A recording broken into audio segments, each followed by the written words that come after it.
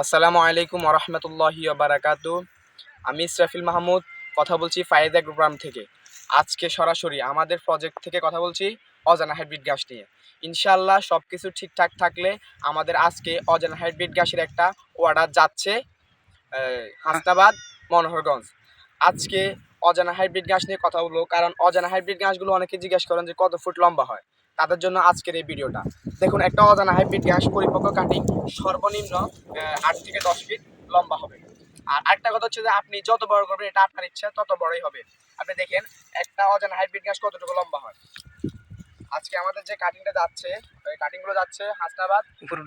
এই অজানা হাইব্রিড ঘাসগুলো অনেক লম্বা হয়। দেখেন, অজানা হাইব্রিড ঘাসগুলো পানিতে এবং শুকনাতে উভয় সময় চাষযোগ্য, অল্প যত্নে বেশি ফলন এবং দ্রুত বর্ধনশীল। যাদের কাটিং লাগাবেন অথবা খামার করছেন ভাবছেন, তাদের জন্য আমাদের ভিডিওটা।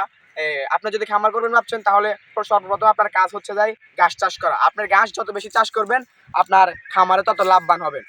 আমরা দেখাচ্ছি আপনাদের ঘাসগুলো আমরা কীরকম গ্রাহককে কাটিং দিই, সেগুলো আপনারা দেখেন। আমরা একদম পরিপক্ক কাটিং দিয়ে থাকি মানুষকে সচরাচর।